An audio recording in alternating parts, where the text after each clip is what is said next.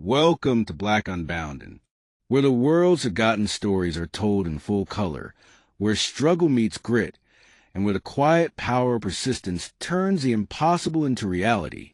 Today's story is about a boy they once laughed at for being poor, a boy they pushed to the edges of the sidewalk, a boy they swore would never touch the things they were born to inherit. But life had a different script. His name was Zion Lewis. Zion was 13 when he learned that time could be cruel, and that sometimes the longest minutes are the ones spent waiting for something that was never meant to protect you. The bus was always 5 minutes late, but for Zion, those 5 minutes felt like an eternity. Every morning he would stand at the far end of the sidewalk, where the cracked pavement met the faded yellow line, his backpack worn to threads, its fabric frayed like the ends of his mother's tired apron, his sneakers with soles that talked when he walked, flapping just enough to make him press his feet harder into the ground so no one would notice. But they always noticed. His hands were shoved deep into his coat pockets, not because the cold wind cut through him. It did, but because he wanted to hide the holes in his gloves and the blisters on his fingers from working after school. Behind him, the sound came, laughter, sharp, cruel, like the scraping of metal against glass. "Yo, Zion," a voice would call, stretched with mockery. "You need a ride, man. We got space in the back of the trash truck."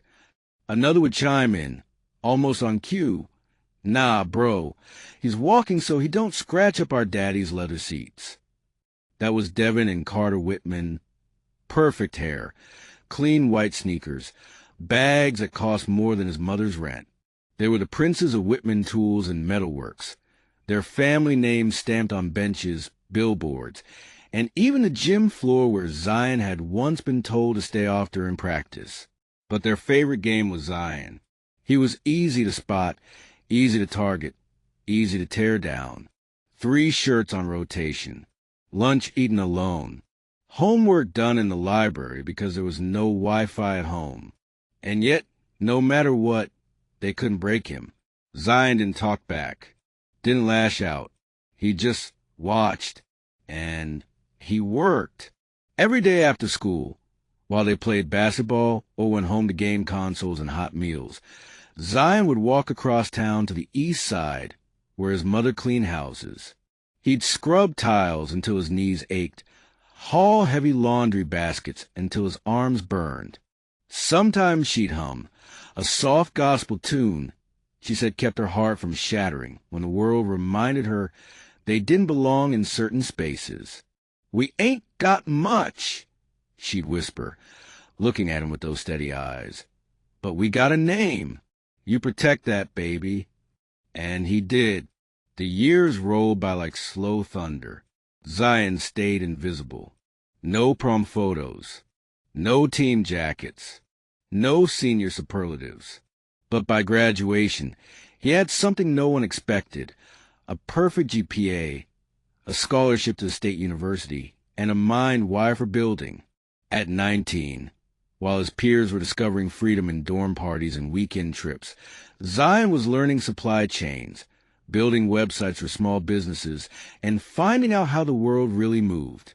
He worked 3 jobs, slept 4 hours a night, lived on instant noodles and ambition.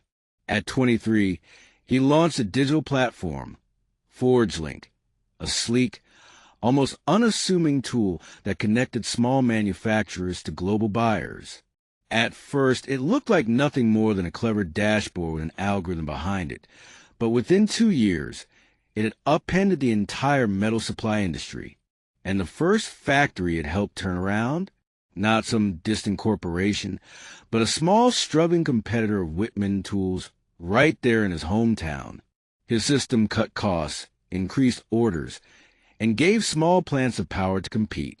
And the moment those factories rose, Whitman tools began to bleed.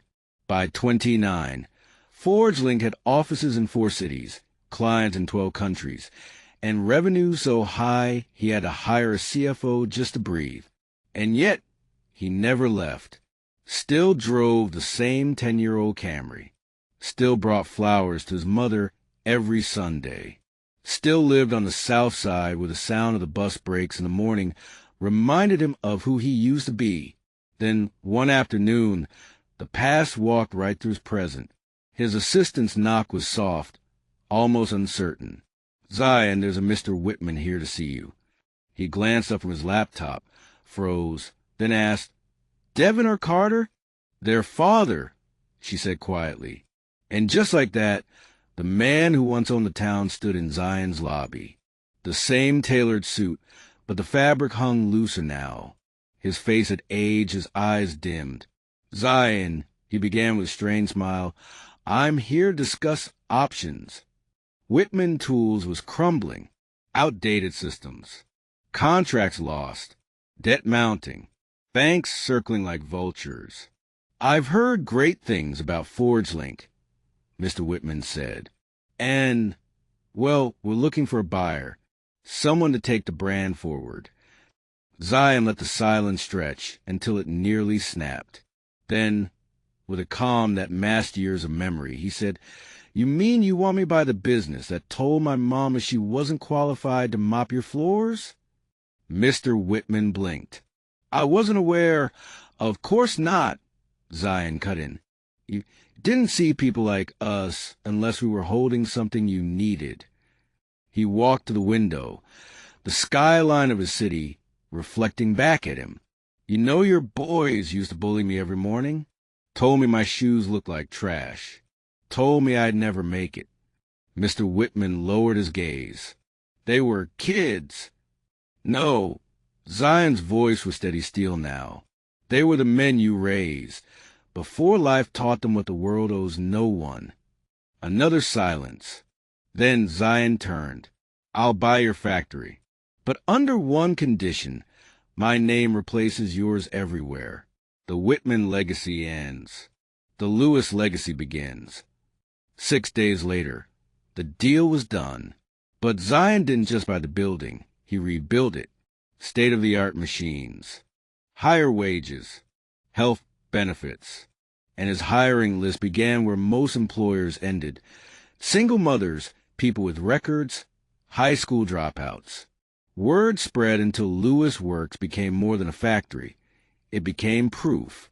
Proof that brilliance can grow in broken places. The ribbon-cutting ceremony was packed. Cameras, reporters, politicians eager for a handshake. And in the crowd near the back stood Devin and Carter. No tale of perfection now, just department store suits and the weight of recognition. They approached slowly. Carter's hand extended. "Congratulations, man. This is done real." Zion looked at it for a long moment. Every bus ride, every laugh, every word. Then he shook it, because power wasn't in revenge, it was in choice. Devin cleared his throat. "Any positions open?" Zion smiled. "We're always looking for interns." He walked away before they could answer. That night, he sat beside his mother, showing her the photo of the factory, his factory. Tears slid down her cheeks as she whispered, "I told you, baby. We didn't have much, but we had a name." And now, that name was carved into the city's steel. Life lesson. Wealth isn't measured in what you inherit. It's in what you create when the world gives you nothing. Some people are born into power. Others are forged in the fire. And when the fire made finally rise, they don't just change their story. They rewrite the history of everyone who once doubted them. Thanks for watching.